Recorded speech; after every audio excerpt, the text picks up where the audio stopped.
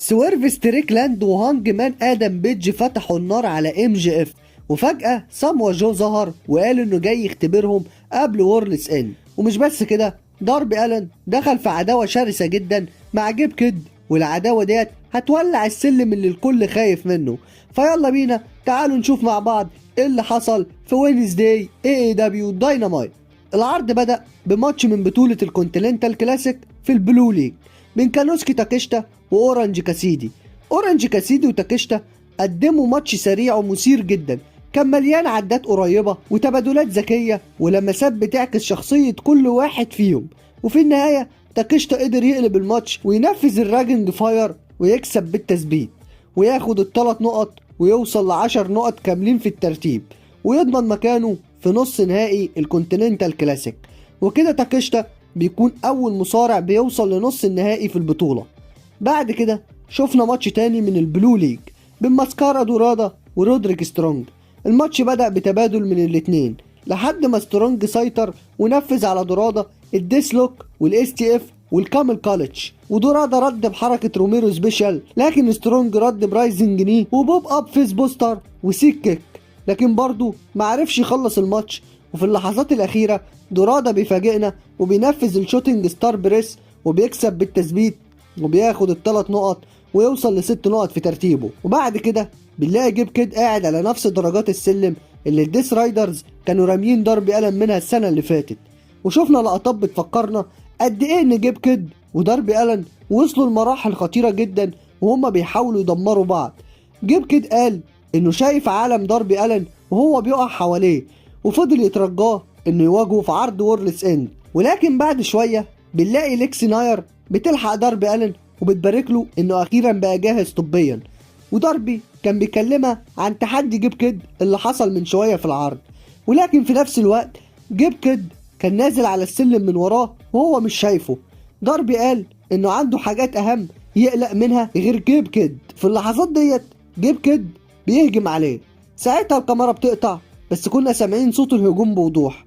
ولما الصورة رجعت لقينا جيب كيد ساحب داربي لحد فوق السلم اللي هو نفس السلم اللي كان مترمي منه من سنة. جيب كيد كان بيصرخ فيه وبيقول له عندك حاجات اهم تقلق منها، وبعدها على طول رمى داربي ألن من على السلم. اللي حصل ده بيورينا قد ايه العداوة بين جيب كيد وداربي ألن وصلت لحد كبير جدا.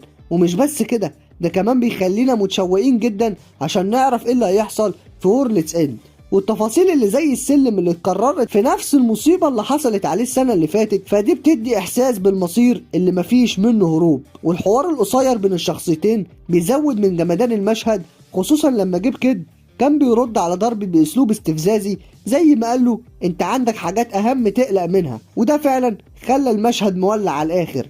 بعد كده فريق البانج بانج جانج مدحوا الاف تي ار وقالوا ان مفيش حد بيختلف انهم واحد من اعظم فرق التاج تيم في تاريخ المصارعة، بس اكدوا انهم ما كانوش احسن فريق لما اتقابلوا في مانشستر الاسبوع اللي فات على القاب التاج تيم. قالوا ان اللي حصل كان فيه لخبطة والحكم شاف رجل على الحبل قبل ما يعد ل3 او يمكن شافها بعدها، محدش عارف.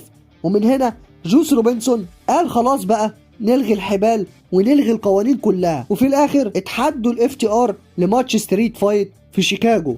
بصراحة الكلام ده بيورينا قد ايه ان البانج بانج جانج عندهم احترام كبير للاف تي ار، وبيقولوا انهم من اعظم فرق التاج تيم في تاريخ المصارعة، وده شيء محدش يقدر ينكره. بس لما اتقابلوا الاسبوع اللي فات في مانشستر على القاب التاج تيم واضح ان الماتش ما كانش على قد المستوى اللي الناس كانت متعودة عليه، واللي حصل كان فيه لخبطة واضحة مع الحكم، مين شاف ايه قبل العد ل3 او حتى بعده. كل ده خلى الموضوع مش واضح، وده خلى جوس روبنسون يقول كفاية قواعد وقوانين، خلينا نلغي كل حاجة. ودي خطوة جامدة جدا لأنها بتفتح الباب لماتش ستريت فايت، خصوصا انه هيكون في شيكاغو اللي معروف عنها الجماهير اللي عندها تعصب وحبها للهارد كور ستايل. من وجهة نظري بقى التحدي ده هيكون فرصة كبيرة جدا للبانج بانج جانج انهم يثبتوا نفسهم قدام الاف تي ار، والماتش اكيد هيبقى جامد جدا. وده كمان بيوري قد ايه الفرق ممكن تطلع افضل لما تكون القوانين بسيطة او مش موجودة، وده بيخلي الماتش كله على بعضه مليان جنان. وعموما هنستنى العرض وورلدز اند ونشوف ايه اللي هيحصل. بعد كده شفنا ماتش بين داستن وولر وماكسويل جيكوب فريدمان ام جي اف، وام جي اف قدروا انه يكسب الماتش بالاخضاع بحركه سالت اوف ذا ايرث. ولكن بعد الماتش ام جي اف مسك المايك ولكن اتقاطع بظهور هانج مان ادم بيج وسط الجمهور، وبعده سويرف ستريكلاند مع برنس نانا. ادم بيج فكر ام جي اف ان اتفاق عدم الاحتكاك انتهى خلاص، وحذره انه يبطل نكت رخيصه وقديمه، وكمان قعد يتريق على ام جي اف وشكك في نجوميته رغم ان هو بطل عالم مرتين، واكد له ان نهايته جايه. ولما ادم بيج وسويرف قربوا من الحلبه، شيباتا وهوك طلعوا مع اعضاء الدوجو، لكن هانج مان وسويرف شقوا طريقهم ووصلوا لام جي اف. لكن فجأة بنلاقي ساموا جو بيظهر على الشاشة وقال إن اللي حصل ده كان اختبار يكشف حقيقتهم، وأكد إنه جاي لهم واحد واحد وهيدمر أحلامهم في وورلدز إند. ساعتها ام جي اف حاول إنه يهجم عليهم، لكن اتقابل بلايرت من بيج وهاوس كول من سويرف، وبعدها هانج مان خنق ماكس بسلسلة، وسويرف مسك المايك وقال برومو من نار أكد فيه إن ام جي اف في الحقيقة بيعشق اهتمام الجمهور وبيغذي غروره الهش. وسويرف اتهم ام جي اف انه دمر كل اللي حواليه زي ووردلو وجي وايت وادم كول، وقال ان هو افضل منه كمصارع وكزوج وافضل منه في كل شيء لانه بيرفع مستوى اي حد بيواجهه. وفي الاخر وعدوا انه هيشوفه في وورلدز اند وهيدمره على الاخر. وفي الاخر كالعاده هوز هاوس سويرفز هاوس. لا تعالى لي كده نشوف اللي حصل ده بالظبط، عشان الفقرة دي كلها من أولها لآخرها كانت جمدان حرفيا. كل اللي حصل ده بيورينا قد إيه العداوة بين ام جي اف وهانج مان آدم بيج وسويرف ستريكلاند مولعة على الآخر. ومش بس كده، ده كمان بيزود التشويق لمعرفة إيه اللي هيحصل في وورلدز إند. أول حاجة ظهور هانج مان وسويرف وسط الجمهور كانت لقطة جامدة جدا، خصوصا لما كنا بنشوف تعابير وش ماكس. أما الحوار بتاع هانج مان وسويرف كان قوي جدا، خصوصا لما شككوا في نجومية ام جي اف وفضحوا غروره الهش. اما الجزء اللي ظهر فيه ساموا جو على الشاشة كأنه بيقول انا جاي اكشف حقيقتكم، ده بيضيف عامل رهيب للتشويق وبيخلينا قاعدين مستنيين ايه اللي هيحصل على احر من الجمر. اما حركة خنق ام جي اف بالسلسلة والهاوس كول من سويرف بتورينا ان الموضوع مش كلام وخلاص، وده بيجهز الجمهور لماتش كبير جدا في وورلدز اند. من وجهة نظري البرومو ده ممتاز جدا لانه كشف غرور ام جي اف وشوقنا اكتر لمباراتهم على لقب العالم. اما بعد كده بقى بنشوف فيديو جوائز نهاية السنة اللي وزعتها سبورتس اولستريتد. نجوم الاي دبليو فازوا بجوائز افضل مصارع وافضل مصارعة في السنة عن طريق مرسيدس مانيه وهانج مان ادم بيج، وفريق الاف تي ار كسب جايزة افضل تاج تيم في السنة، والبروتو ستار كايل فليتشر هو افضل نجم صاعد في السنة، وكمان ويلو سبراي خطف جايزة ذا بيست ان ذا رينج كأفضل واحد جوه الحلبة. والموضوع ما وقفش لحد هنا، ده الاي دبليو كسبت جايزة عرض السنة عن طريق عرض دبل اور ناسينج، والتايمليس توني ستورم كسبت جايزة أفضل أداء على المايك في السنة، وعداوة هانج مان آدم بيج ضد جون موكسلي خدت عداوة السنة. ومع كل الجوائز ديت طبيعي جدا إن الاي دبليو تكسب جايزة أفضل اتحاد مصارعة في السنة، فواضح جدا اكتساح اتحاد الاي دبليو لعالم المصارعة الحرة في 2025 من كل النواحي. بعد كده بنروح لمباراة بانديدو وريكوشيه على خاتم داينامايت دايموند. الماتش بدأ بسرعة من بانديدو، وريكوشيه كان بيضيع وقت يستفز فيه بانديدو، اما بانديدو رد بحركات اللوتشا وبعدها استعرض شوية، لكن الماتش فضل رايح جاي بين الاتنين لحد ما بانديدو جه ينفذ البلكس 21، فساعتها اتدخل الجيتس اوف اجاني قلبوا الكفة شوية، لكن بانديدو رجع وعكس السبرنت جان وفاجئ ريكوشيه بتثبيت معاكس وكسب الماتش وخد خاتم الداينامايت دايموند.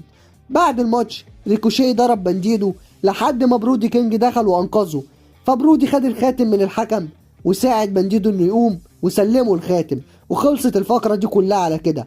بصراحة انا اتفاجئت، انا كنت متوقع فوز ريكوشيه عشان الخاتم هيليق عليه اكتر من بانديدو، ولكن هو ده اللي حصل وبانديدو هو اللي فاز بالخاتم. بعد مكسب $1,000,000 الاسبوع اللي فات في هوليدي باش، ليكسي ناير لحقت بكيني اوميجا واليانج باكس عشان تسألهم عن الاشاعة اللي بتقول ان مات ونيكولاس جاكسون مصابين ومش هيتسمح لهم انهم يلعبوا الفترة. مات قال ان الاحساس متلخبط، قال احنا فرحانين بالفلوس بس في نفس الوقت مش هيبقوا جاهزين طبيا يكملوا باقي السنة، يعني الكام يوم اللي فاضلين في السنة. فكيني اوميجا قال ان طول ما هم خارجين ومستريحوا هو عنده حاجة لازم يعملها لوحده، حاجة كان المفروض يعملها من زمان قوي، يعني غيابه ممكن يخليه يخلص فيه حساباته الشخصية.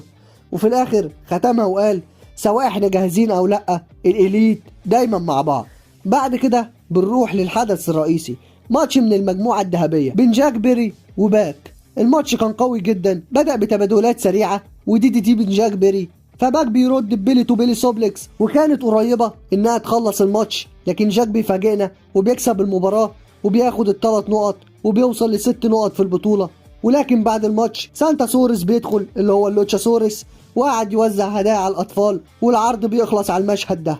عرض النهارده يا رجالة كان عرض جامد جدا، شفنا فيه تقفيل بناء ماتش لقب العالم، شفنا تحدي البانج بانج جانج للاف تي ار في شيكاغو ستريت فايت، وشفنا الجمدان اللي حصل بين جيب كيد وداربي الن، وكمان الالفا كانوسكي تاكيشتا بيوصل لنص النهائي في الكونتيننتال كلاسيك. فانا شايف ان العرض ده كان جامد جدا ويستحق انك تشوفه، فادي للعرض ده 8.5 من 10. فقول لي بقى انت شايف ان عرض دايناميت الاسبوع ده يستحق ياخد كام من 10؟ قول لي رايك في الكومنتات. وبس كده، لو وصلت لحد هنا ما تنساش انك تعمل لايك للفيديو وتشترك في القناه لو انت لسه ما اشتركتش، وفعل زر الجرس الاولى بكل عشان يوصلك كل جديد. وبس كده خلص الكلام، واحلى سلام على جيش راس الاسلام.